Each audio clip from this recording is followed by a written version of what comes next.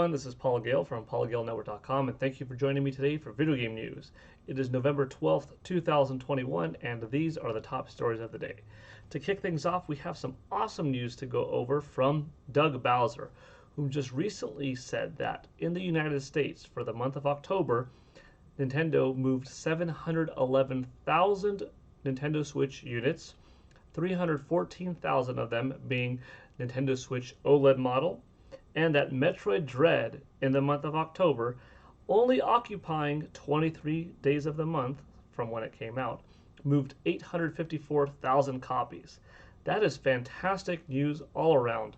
Let me go over that. Let me just let that sink in, help that sink in a little more. 840,000 copies of Metroid Dread in just over 3 weeks.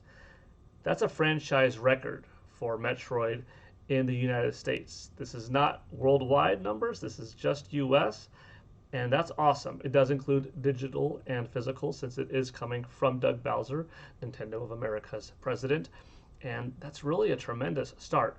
Remember, PGN had the exclusive news that Metroid Dread blasted past 500,000 in its opening weekend worldwide, and now you can see just how far past it indeed blasted, but for the whole month, you know.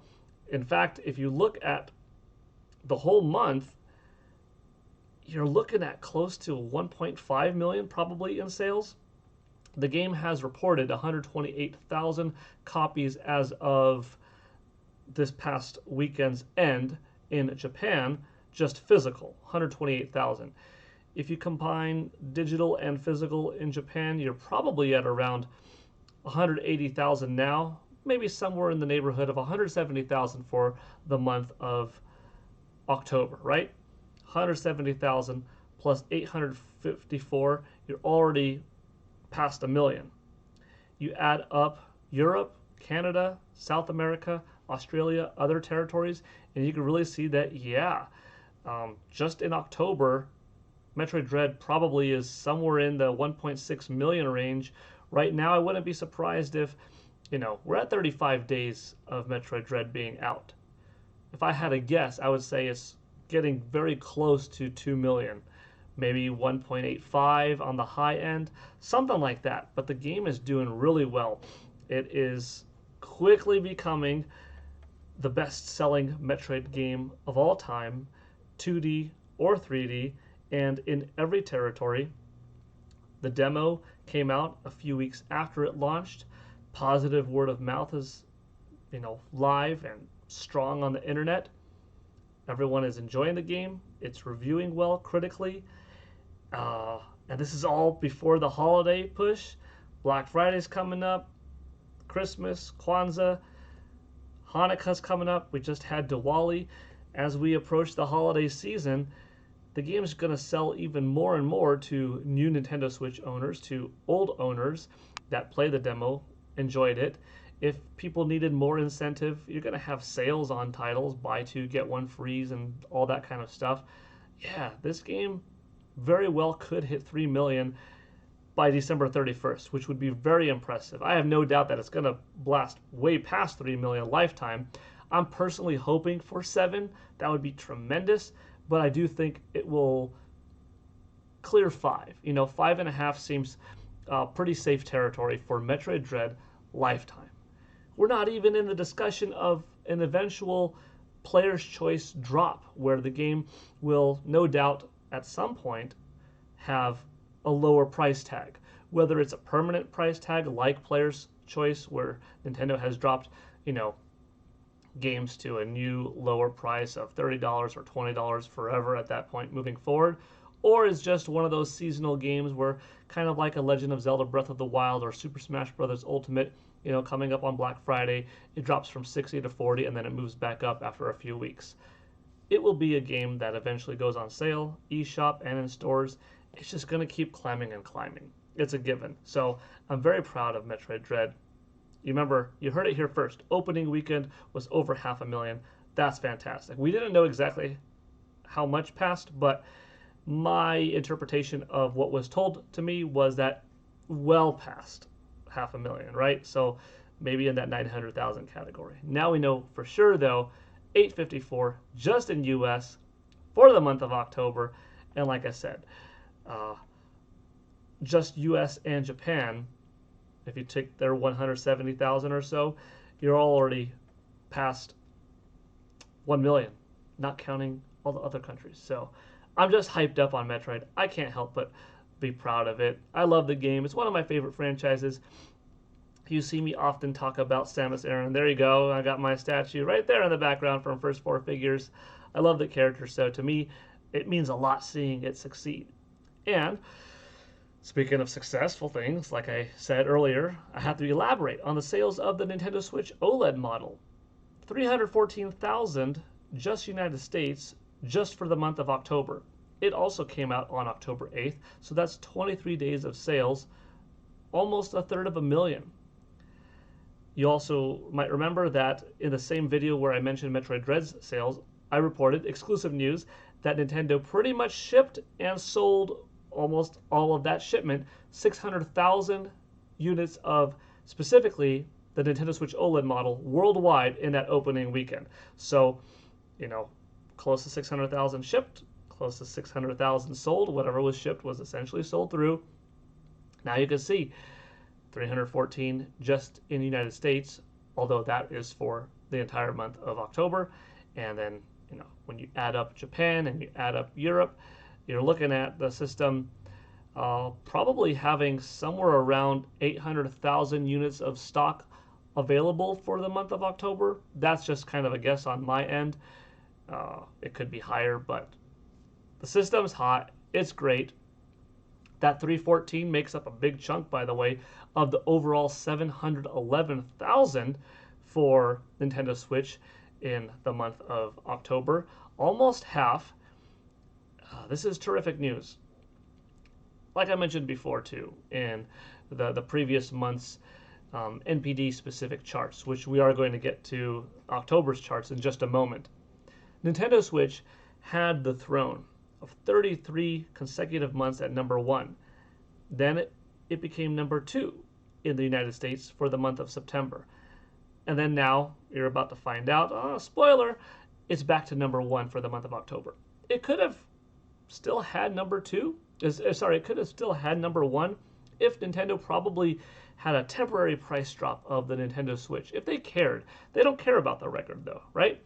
I mean, not that they don't care about the record, but to them, most importantly, it's making the profit, keeping the system valuable.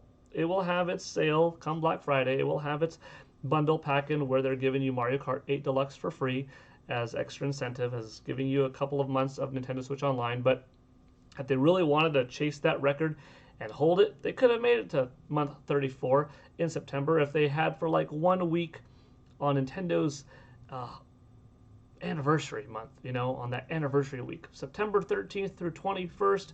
Right now, you get a Nintendo Switch.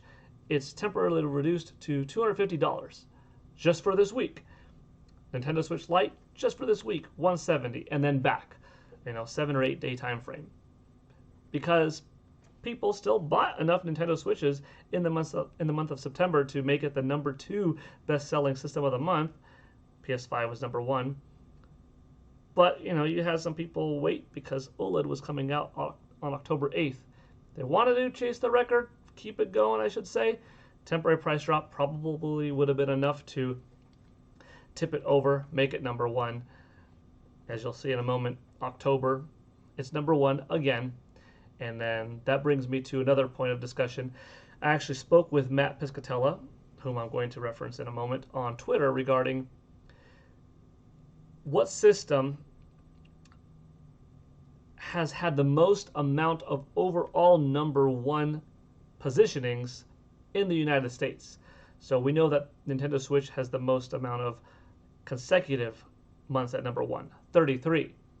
But at PlayStation 5, it's number 1s versus number 2s, losing the streak, going back to number 1, DS era, Xbox 360, Wii, PlayStation 4. What system overall was at number 1 the most often?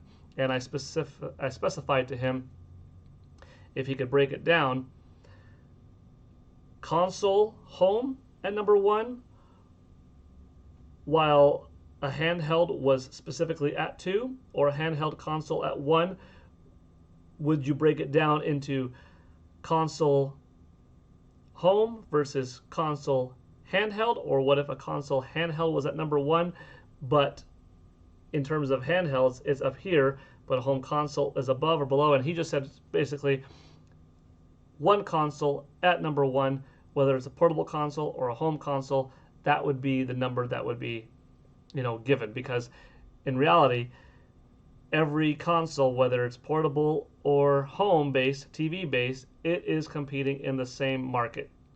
Sometimes you have specific outlets that want to, or specific companies that want to tout their numbers. They'll say, we were at more months at number 1 than 33, or more months at number 1 than this, but with the asterisk of just home consoles alone. And that's because a portable was beating it during those months, but it took a while until another home console beat it, and that's when they say, okay, fine, we lost now. But in reality, everything's competing, so you really have to go and say consoles, right? And that's where he is standing. That's coming from NPD. You may or may not agree with it, but when he does come back with this information, that's going to be the breakdown, and that'll be kind of exciting to see.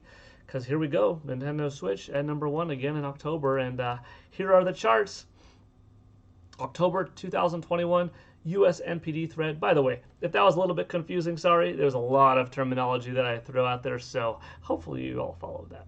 But October 2021, consumer spending across video game hardware, content, and accessories grew 16% versus previous year, reaching an October record of $4.4 billion.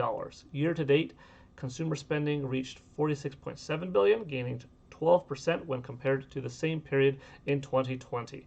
So the first 10 months of this year is healthier than the first 10 months of last year. That's awesome. Nintendo Switch almost sold neck and neck with its October sell of last year. It's down a little bit, but not by much. Very impressive for a 4.5-year-old platform, right? Let's see. I will go over some of these. Not every single component, but here's an important one. US NPD hardware. Nintendo Switch was the best-selling hardware platform of October in both units and dollars, aided by the launch of the Nintendo Switch OLED model. PlayStation 5 remains the best-selling hardware platform of 2021 year-to-date in terms of dollars, while Nintendo Switch leads in units. So that's a pretty big one right there.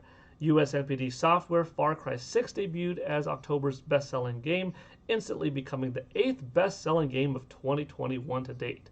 That's pretty wild. Being out for less than a full 31 days, it's the 8th best-selling game of the year to date. Wild. Far Cry 6 ranked at first on both PlayStation and Xbox platforms in October. Back 4 Blood was October's second best-selling game, also ranking 2 on PlayStation and Xbox. Here's another cool one, and this is the star of the show in my opinion. Despite it coming at number 3, it was the most hyped game for me personally for the month of October. That's why I'm all up on this news. Metroid Dread debuted as October's 3rd best-selling game, while also ranking first on Switch. Metroid Dread achieved the highest launch month sales of any Metroid franchise released in tracked history. I mentioned earlier, it was the best-selling game in US history, and there you have it from Doug and from Matt. Super cool to hear. Now, we know from Mr. Doug Bowser that over 854,000 units of Metroid Dread sold in the United States, so that means Back 4 Blood was a little higher than that, and Far Cry 6 was a little higher than that. But not necessarily, because NPD, I should retract that. NPD only tracks physical for Metroid Dread. So Metroid Dread, not counting digital, made it number 3. With digital, from Nintendo's side, it makes it 840 or 854 total. Is that 854 enough? Like if NPD knew that, would they say, oh, based off of our internals, that actually becomes number 2, or number 1? Probably not, but maybe number 2. So yeah, that doesn't necessarily mean that Back for Blood like sold over 854,000. You know, it may not have. But regardless, Metroid Dread, Back for Blood, Far Cry 6, all doing well. Good to see. Metroid Dread. Let's see. What else do we have in here? Yeah, the launch month of physical dollar sales of Metroid Dread doubled those of the previous best Metroid Prime. Now, Metroid Dread did have a SKU, which was a $90 version because it had a special edition. Also, Metroid Prime, released in 2002. It was a $50 MSRP game for the Nintendo GameCube. This is a $60 game, so it costing more in its base model, it having a $90 SKU, costing more, it's selling best. Of course, it's going to, bring in more money, but yeah, nearly doubling it, pretty impressive. Let's see, what else do we have here? We have a look at the top 20. We could check that out. Far Cry 6, Back for Blood, Metroid Dread, Madden NFL 22, Demon Slayer, FIFA 22, Marvel's Guardians of the Galaxy. That was a debut. Another good game for the month of October. Mario Party Superstars, NHL 22, NBA 2K22. That's the top 10. We might as well check out the rest of the chart. Looking at the top 20 from 11 to 20. Mario Kart 8, Call of Duty, Black Ops, Cold War, Ghost of Tsushima, Super Smash Bros. Ultimate, Animal Crossing, New Horizons, Minecraft, Marvel's Spider-Man, Miles Morales, Diablo 2, Resurrected, Mortal Kombat 11, The Legend of Zelda Breath of the Wild. Look at this chart. We have 7 new games and 13 titles that have been on there. Of those 13, some are kind of old at this point, or at least have released outside of the calendar year. The Legend of Zelda Breath of the Wild is a 2017 game that 4.5 years on is still in the charts. Mortal Kombat 11 isn't exactly new. Marvel's Spider-Man Miles Morales, as of today, actually, November 12th, is 1 year old. So here, it was 11 months old, still selling, still charting. Pretty impressive. Super Smash Bros. Ultimate, also outside of the year. Pretty cool stuff. I'm loving it. It's a healthy industry. You're seeing good stuff from Microsoft, from PlayStation, from Nintendo. It's great. Here's the 2021 year-to-date US top 10 video games. Let's check out this one.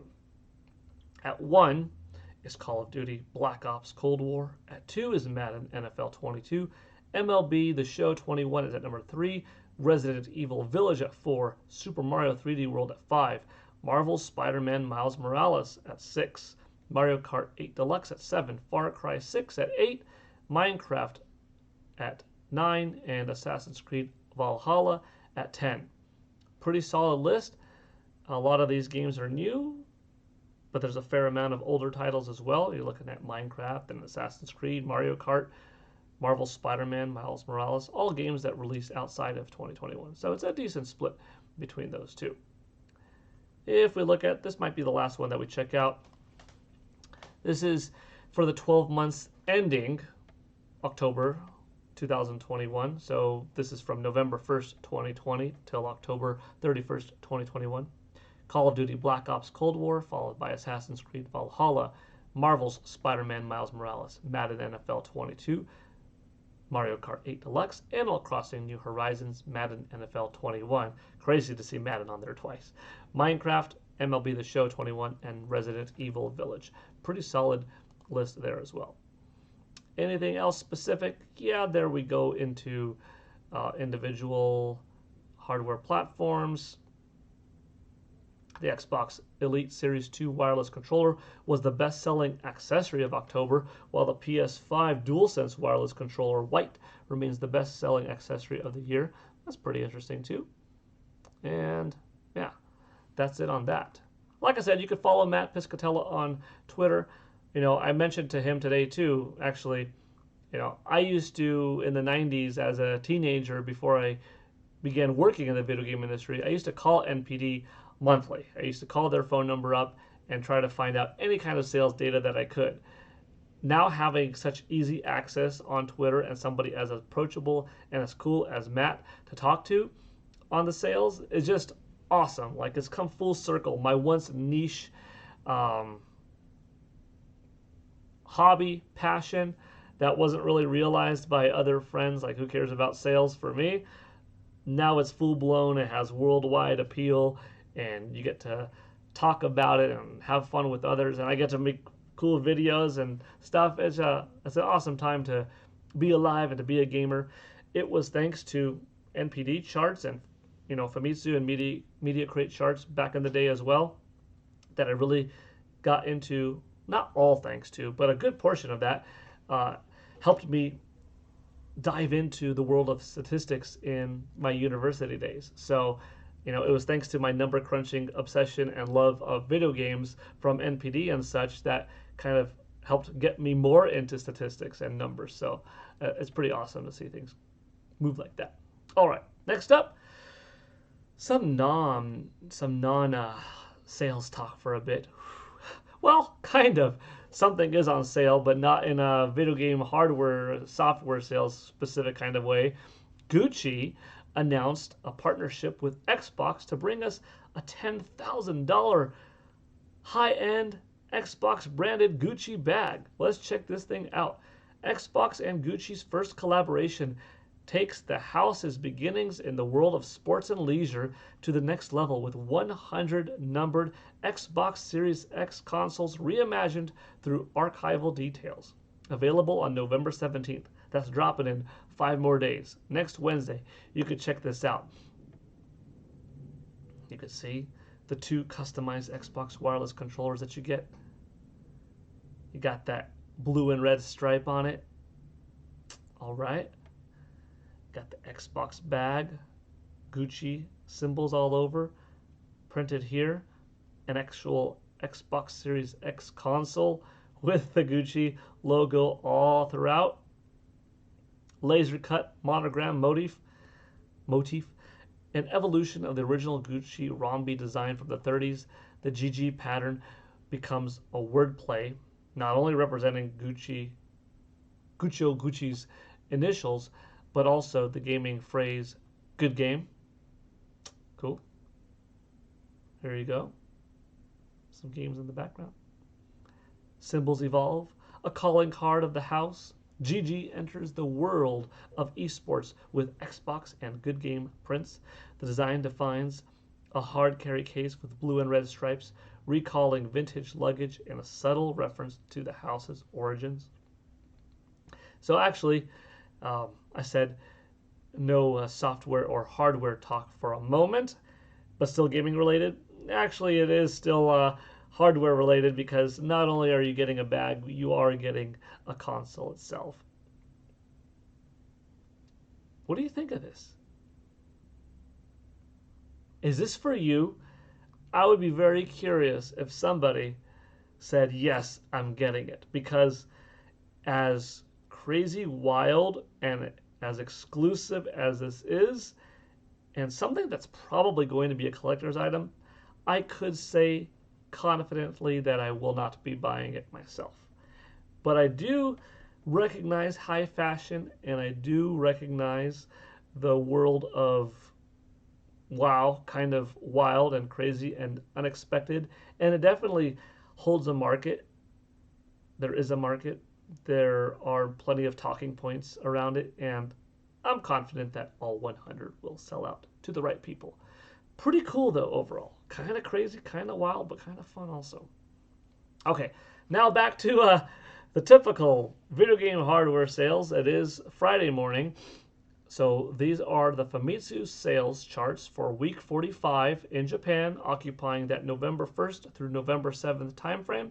Thank you to Chris1964 from the installbaseforum.com forums. Here we are. Let's check this out. At number 1, Mario Party Superstars with 81,000 units. It dropped 50% from the previous week.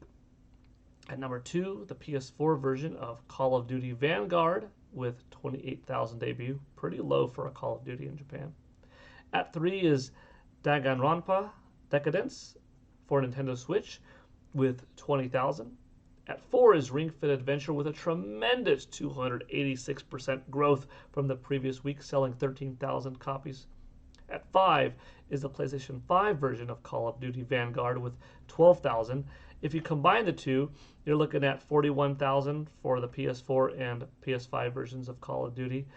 At that point, yeah, still pretty low, 41,000, but certainly better than either SKU on their own, right?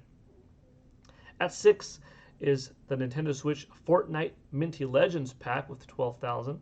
At 7 is Super Robot Wars 30 with 12,000. At 8 is Mario Kart 8 Deluxe with 10,000. 9 is Super Smash Bros. Ultimate with 10,000. And at 10 is the Nintendo Switch version of Fatal Frame with 9,000. We can look down because sometimes I stop at 10 and then sometimes we should have a lot more. Maybe we'll quickly look over if anything stands out. Animal Crossing, Minecraft on Nintendo Switch. Let me look up something to verify. Yep, that was it. Super Robot Wars 30, Pokemon Sword and Shield, Demon Slayer, Momotaro Dentetsu, Fatal Frame. That's what I was looking for. Fatal Frame. It came out on PlayStation 4 and on Nintendo Switch. It dropped higher to 81%, down to 4,135, whereas the Nintendo Switch version only dropped 53% to 9,778. So now the Nintendo Switch version is ahead at 30,000 versus PS4's 26,000. That was one of the things that I speculated last week, is that, just because the PS4 version launched a little bit higher, would it go forward having more copies sold week in and week out? Or would the Nintendo Switch version have a smaller decline and end up being the higher one? Well, right now you can see it had a smaller drop by quite a bit and is the higher one. It'll be cool to see this going forward. Hopefully the game fares well on both, because I felt like Fatal Frame Maiden of Blackwater on Wii U was a cool game, but just was on a console that had less than 14 million people playing on it. So I don't think this is going to do gangbusters in Japan, but if they could sell 100,000 lifetime between the two of them combined, that would be cool. Still, that would be kind of low. They're already at 56,000 now, though, but at least break 100K, Let's see. We got Super Mario 3D World, Metroid Dread. I mentioned earlier, 128,000 in Japan. That's of November 7th. So if you take away this 3,700, you're looking at 124,000 neighborhood for the month of October, not counting digital. With digital, I expect somewhere around 170,000 for October to maybe 180,000 to date now, somewhere in that world, and that's really good for the game in Japan. This game has a good chance at hitting 250,000 in Japan, which would be pretty awesome. All things considered, digital and physical combined, if this hit 250,000 in Japan, I would be very happy. Of course, I'd be really ecstatic if it hit 500,000, but I don't know about that. That might be too much to expect. Maybe lifetime, though. Maybe as things drop and there's a player's choice line or whatever in Japan, you could see Metroid Dread hit 500,000. But I think 250,000 is a fairly safe bet. WarioWare, Back for Blood, Model Debut 2, Nicola, Tokimeki Memorial, Clubhouse Games 51, FIFA 22, Dragon Ball Z, Kakarot. Some of these are pretty low in the charts, but interesting to see them on here regardless. Like, we get a once in a while a new game that they debuts really low that you wouldn't see otherwise in the top 10, so it's kind of nice to check this out. The Legend of Zelda Breath of the Wild. Here's another one. You wouldn't have seen it otherwise, but still selling in the top 30. 2,332 copies for the week. Pretty cool. Splatoon 2, despite Splatoon 3 being announced, still selling. Resident Evil Village and Oshiri Tante, some other new game. I'm not familiar with the title. At 2,071. 22 of those top 30 are Nintendo Switch, 6 PS4, 2 PS5. If you look at hardware for the week, at the number 1 spot, is the Nintendo Switch with 90,517 units sold. That's up significantly by 16,000 or so from last week's number. It's down still from last year's 139,000. That 49,000 gap is pretty significant. Probably chip shortages, stock shortages, saving up also for Shin Megami Tensei 5, Pokemon Diamond and Pearl, so understandable. Hopefully Nintendo could ship out enough though throughout the holidays.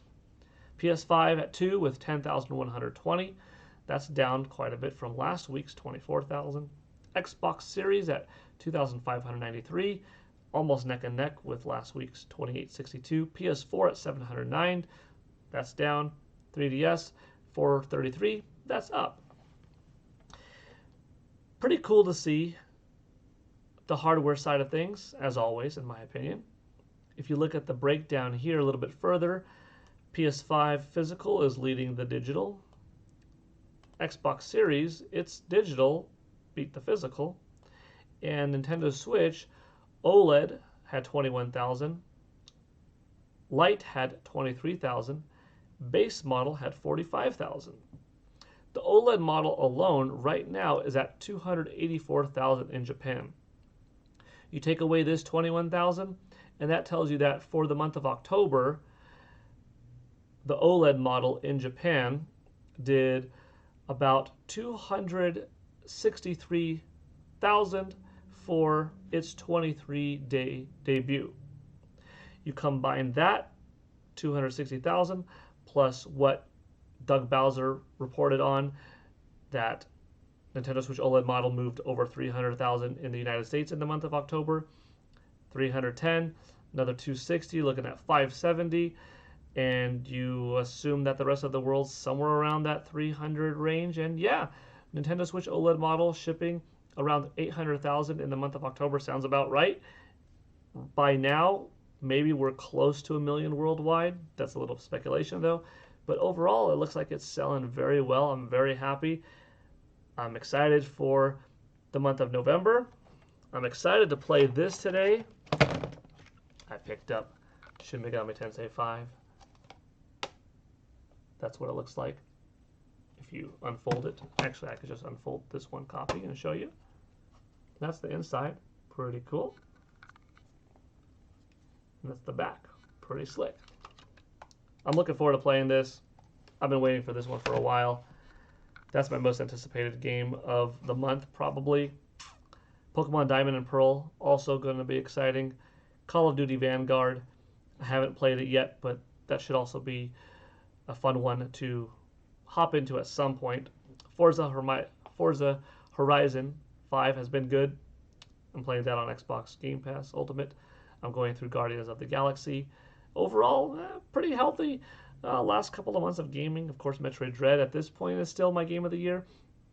I have yet to fully dive really deep into Forza Horizon 5, but I think that's a contender. It's really solid, especially if you like racing games, then it's really good. Shin Megami Tensei 5, I have high hopes for this one. I think it might end up in there. Also, part of contention, Psychonauts 2, Ratchet and Clank Rift Apart, also one of my tops for the year. I don't know if Diamond and Pearl will make it in there because they are remakes, but we'll see. Super Mario 3D World plus Bowser's Fury, in particular, Bowser's Fury, that's one of mine because you can't really fully count 3D World. Like Ghost of Tsushima, I talked about that before. Can't really count it, and talking about just Iki Island, that's not enough to say, oh, it alone is, a contender. Because then you're looking at, well, okay, what about Hyrule Warriors, Age of Calamity, and its DLC? Is that just a contender? No. Halo Infinite also comes out. I'll be checking that one out next month. Let's see. What else do we have before the end of the year? Big Brain Academy, I'll be playing that. Battlefield, I'll play that. Knights of the Old Republic. Oh, of course, Grand Theft Auto, the Trilogy Definitive Edition. But does that count? It's 3 old games coming back, but they did quasi-remake them, but they're still old enough that they're not remade in the style of like Resident Evil 2. So I don't think they fully count. But this is an interesting thing. We talk about this once in a while. At what point does the game not count? And when does it? Because somebody could say, no, anything that dropped in a year counts. Okay. But Yeah, I have my own little uh, vision of what counts versus what not. A certain amount of difference has to be done if it's an old game. And if it's an old game that is resurfaced but has a completely different component to it, a side game, kind of like in case in point, Bowser's Fury, then that part works. But then do you lump it all together? Hard to say. All right. It's not exact science, you know? There's some subjectivity to it as well. That's going to do today for Video Game News with Paul Gale Network. I had a blast recording this. This was so much fun to talk about, deep dive into Doug Bowser and his reports, Matt Piscatella and his stuff, go over the Famitsu charts, look at that crazy Xbox Gucci crossover, which is pretty cool, but just kind of wild, you know. That's going to do today, though, for Video Game News. Like I said, thanks for watching. Hope you all have a good one. Enjoy your Shin Megami Tensei 5 if you are playing it this weekend. I know I am. And I'll see you all next time. Take it easy.